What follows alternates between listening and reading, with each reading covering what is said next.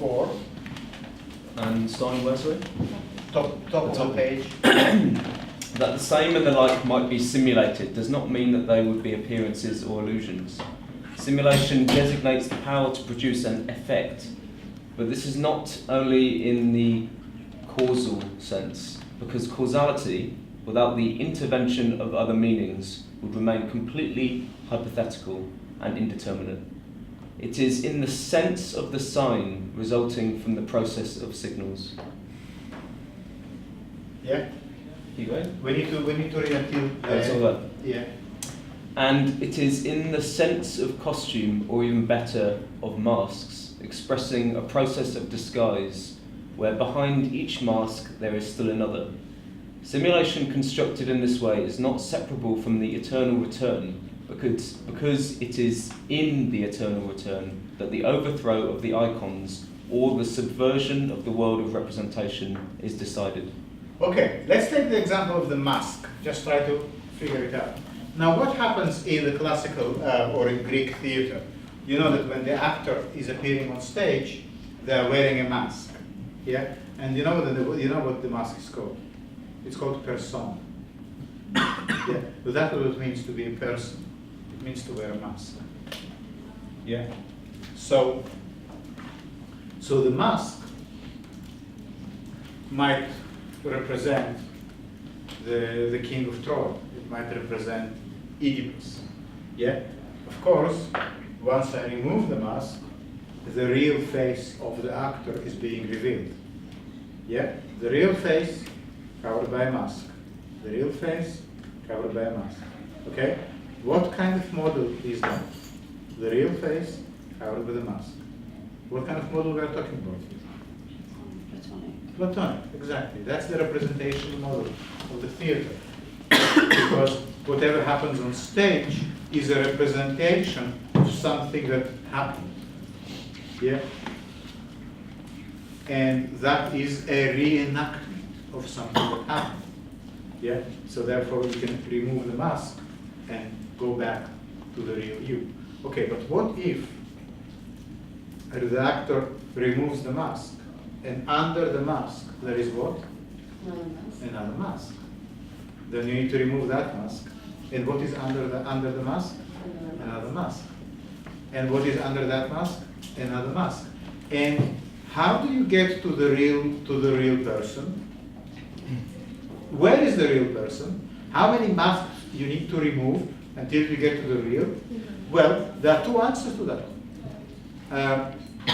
Baudrillard says quite a few actually, 4. And Deleuze says there's only masks. There's only masks. You will be removing them and removing them and removing them. And then, this is I think the beauty of the Deleuzean position. It's not only the masks, because we got something, even though we didn't get to the real person in the end, standing there without any masks, nothing to peel. Just we didn't get that, but we still got something else, because every time we are removing a mask, every time we make this gesture of peeling one mask and revealing it underneath there is another mask, we contribute to a new rhythm of this removal.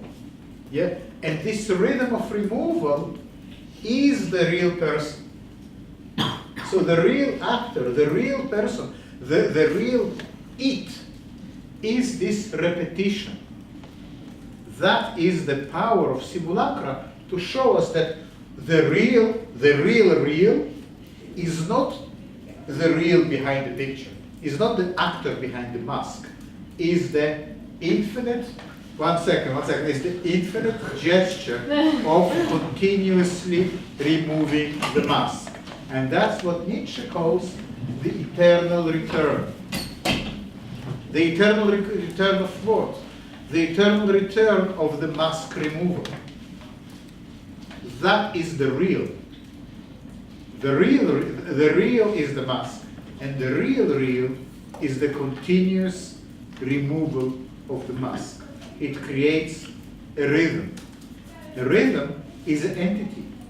you get mobilized by it in some way. You know how on Sunday you can hear the church bells in some neighborhoods, yeah?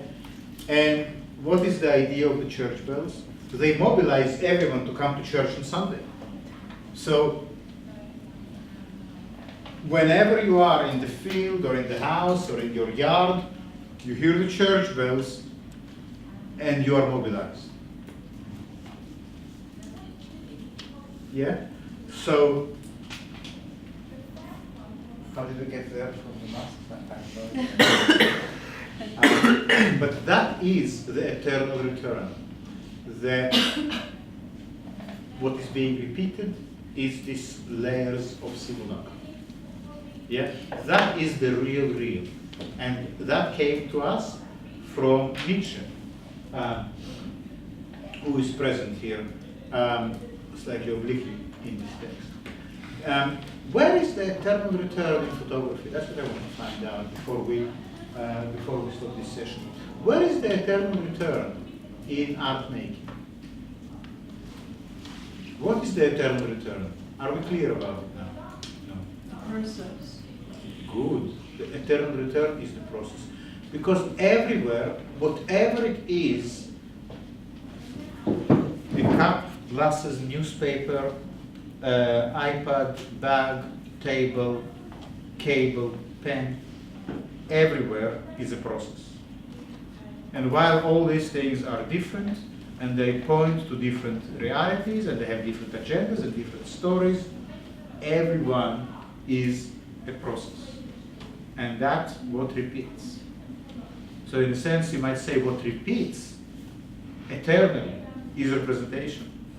So it's not like, that's why I never want you to hear, oh, we're not allowed to do representations. You know, that's not the story. The story is not how to make artwork that doesn't involve representation. The story is to figure out how representation and its continuous return together create something else, something much more multidimensional. Yeah? So for instance, thinking about your sculpture, yeah? So you have, I think, even though I think if I have a clear image of it, you have quite one basic shape that keeps repeating itself.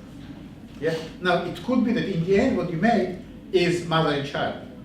Or it's maybe a figurative shape that is a mimetic object in some way. But it is also a repetition of this basic shape that keeps repeating itself. Now, in keeping repeating itself, it has to eventually be something that resembles something. That's how we operate. We operate through resemblance. We operate mimetically by representing things to ourselves. But at the same time, the way this representation is constructed of this infinite or continuous chain of repetitions. So here we have two things in this sculpture. We have the representation dimension. You know, it's whether it is some kind of mimetic gesture towards the real, a stone, a person, a mountain, a wave, and repetition.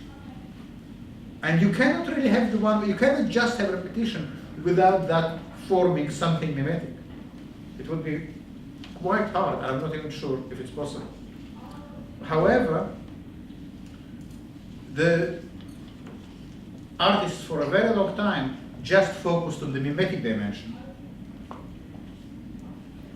And not maybe it's not true to say that, to blame artists for that. But we might say that critical approach to art, or art history, always looked at the mimetic dimension of objects that artists make, not really discussing its repetitive nature, or the eternal return that operates in works.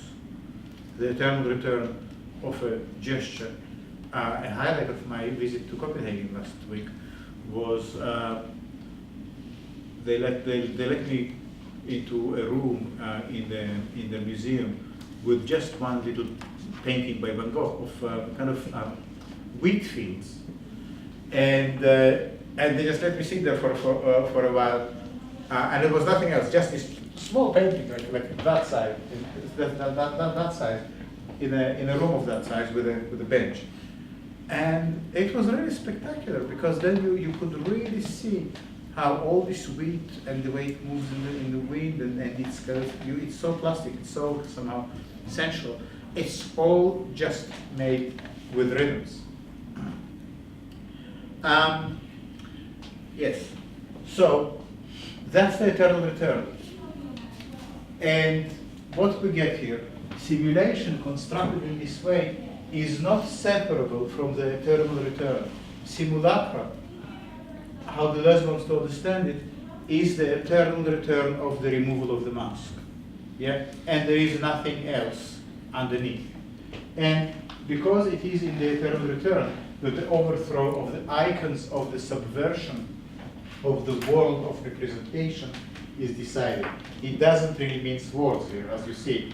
It is in the eternal return, read simulacra, eternal return, that the overthrow of the icons of the subversion of the world of representation. Why the world of representation is subversive? Why the world of representation, Deleuze is saying, is subversive? What is subversive about it?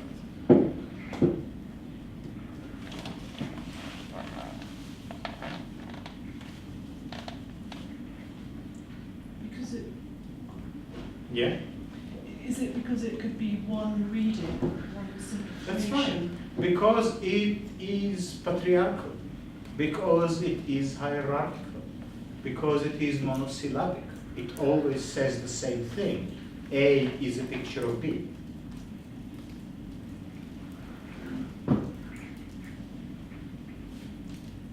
So it's kind of like within the art making process, representation is always going to be inherent, but it's how you use, for example, a performativity or repetition to make sure that that's not the sole focus of the work.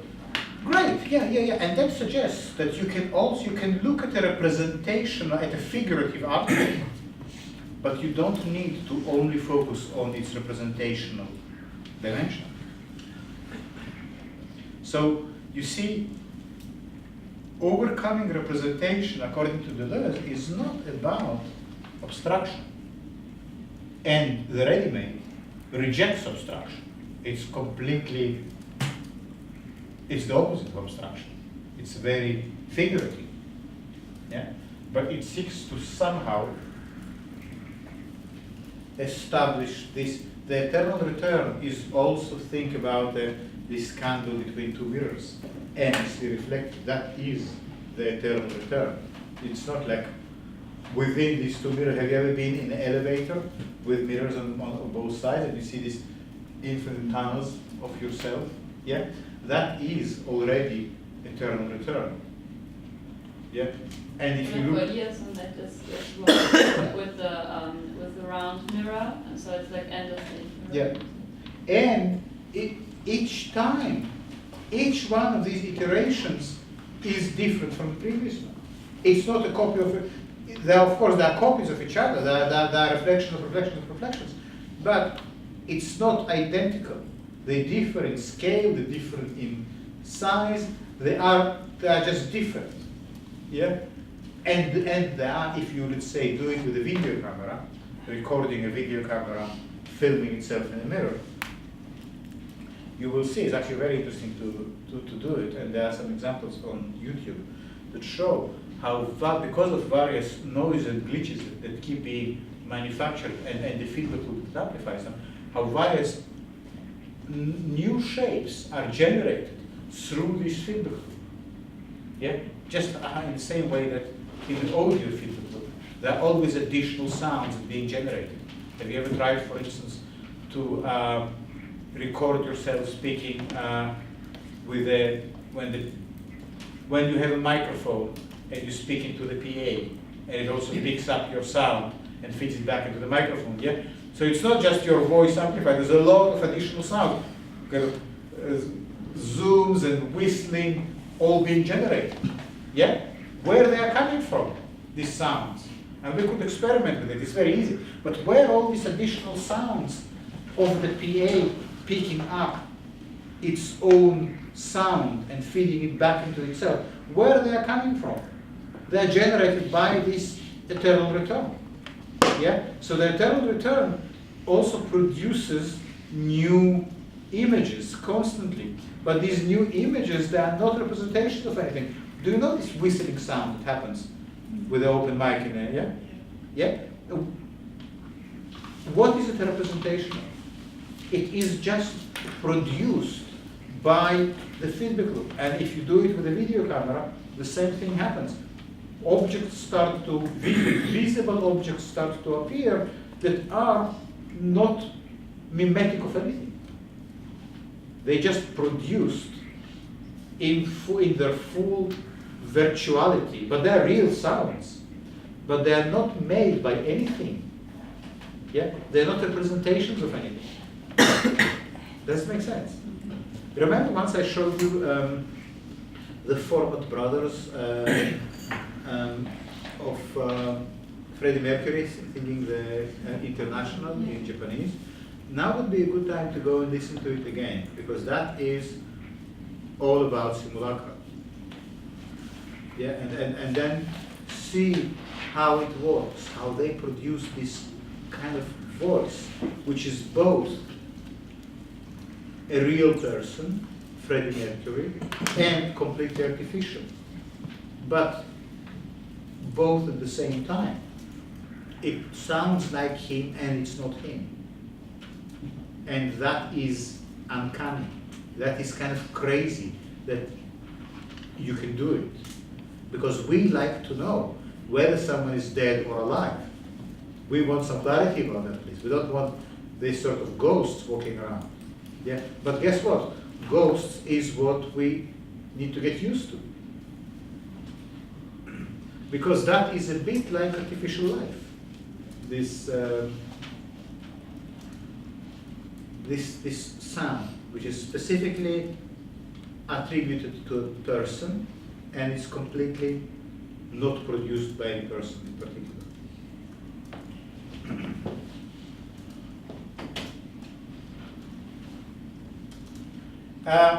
So what? What else? How far we can go with this? Did you have enough? Can we have a break? No.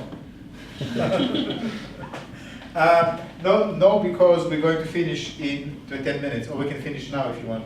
But is that the end of the paper?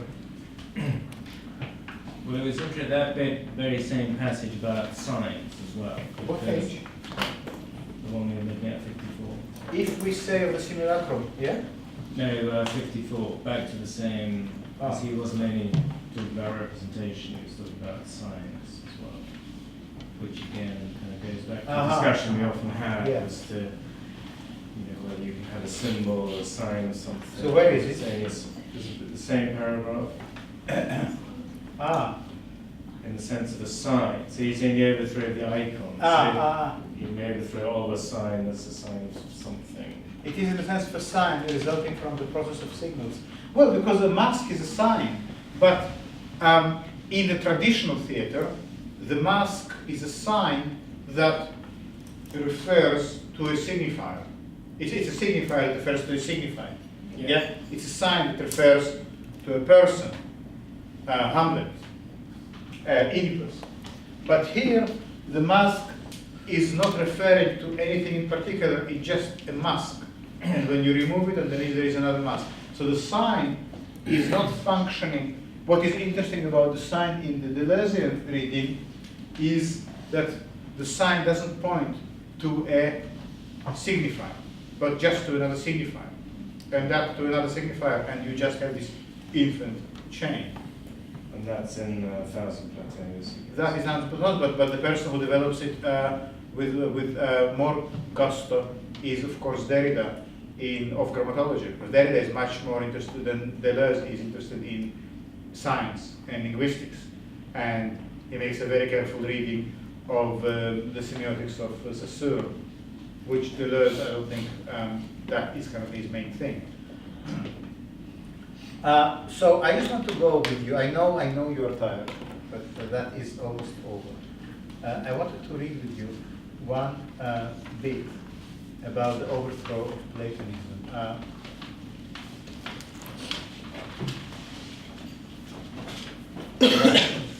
That is nice, and you are so great for sticking with this, because it is really hard stuff. So I will read from it's the one page before last. We are on 55. Is it 55? Modernity is defined by the power of the simulacrum. How I understand it is simple. If you want to make contemporary art, if you want to make modern art, you better figure out what simulacrum has to do with it. It behoves philosophy not to be modern at any price, nor yet to be timeless, but to extricate from modernity something that Nietzsche called the untimely, which belongs to modernity, but which must also be turned against it in favor, I hope, of future time. Now, to help you read this, let's read it again, but instead of modernity, let's read representation. So, can someone read this to us? Linda.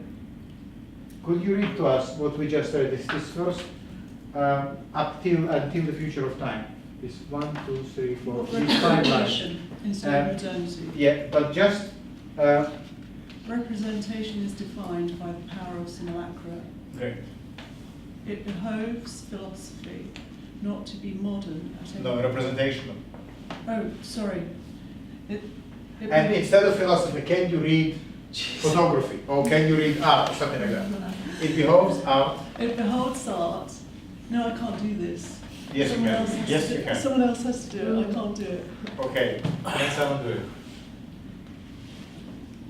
It behoves, okay, modernity is defined, or representation is defined by singularity. Good, good, you're laughing, you know. I think that's a very good sign. It behoves art not to be representational at any price, nor yet to be timeless, but to extricate from representation something that Nietzsche called the untimely, otherwise known as the eternal return, which belongs to modernity, but which must also be turned against it, in favor, I hope, of future time. How do we understand this? Think about the photograph, the traditional photograph. Yeah? So here we have a photograph, a picture. Deleuze is saying it is our duty not to see it purely in representational terms, but also not to see it as completely detached from representation. That also would be a false move, that also would be a mistake.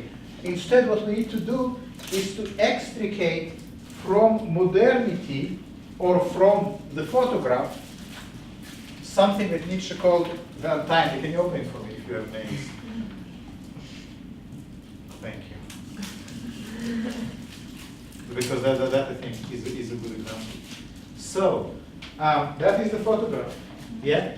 And how do we get from it to this untimely? The photograph relates to something that happened in the past. That, by the way, is the picture of my grandmother in her wedding dress. Yeah. So it belongs to a point in time in the 1920s, 30s, I don't know, when that picture was taken. Okay, yes. That is a linear relationship. What Deleuze is saying is that there is something else here. We can get through it to the untimely. What we need to do is to notice that there is another one, and another one, and another one, and another one. Yeah? And there is this continuous mode of duplication, of copy, of repetition. And this repetition is the untimely. It creates another chronological reality, another dimension which is not pointing towards the past, but it is pointing into a way of inhabiting the present in a different way. Yeah, it points towards some kind of spread, just like these leaves are now spread. Yeah, horizontally. They create a kind of assemblage, you know. And what is behind? Just one more. Yeah, but this repetition creates a certain reality, or it corresponds to a certain reality. It doesn't create, but it, as images do, all images always reflect. Images always somehow tell us about our own life, our own world, but not only by showing us pictures of them, sometimes just by being them. Yeah? And this spread of semi-identical bits that self-replicate, and they are self-similar, and then they are also different, and they sometimes form some constellations, and sometimes these constellations are meaningful, and sometimes they are just chaos, and we are within all of this, just one of these additional iterations. That becomes a way through which the image connects directly to the processes that drive life itself. So the image doesn't stand against life representing it. It partakes in life by being the very same process that makes it. Yeah? And that is that timing. Because the chronology of the photograph and its relationship to the past is augmented by the event of its horizontal spreading of copies. Yeah? So every photograph has two modalities. The modality that connects, for instance, a picture of a leaf to a tree, or a picture, but there is another modality that connects a picture of a leaf to all the other pictures, because they are genetically similar. They all have the same genetic code. They're all somehow brothers, sisters. And that suggests that apart from the vertical connection, this is a picture, this is the tree, there is also a horizontal one, in which there is just the event of repetition that is the now, the this. And this is, of course, this now is also a technological moment, because this repetition, this copy, is a process of repetition, of reproduction. Yeah? And the reproduction happens to be the life-giving process of sexual reproduction, but also the industrial process of mass production. Photography then seems to be sitting at a kind of interesting intersection of life forces and mechanical forces. And that is, and that in this way the photograph belongs to modernity because it is entirely representational, and it is, you know, made of the very heap of modernity, of this Kantian sapere aude, dare to know, dare to represent the world to yourself as a true rational picture. Photography is 100% in that game, you know, with all the chips there, and at the same time it's doing something else. It's also showing us that apart from this representational game, there is another game in town, and this is the game of the eternal return. And this eternal return is this continuous process by which representation keeps representing itself. A mask follows a mask, follows a mask, follows a mask. And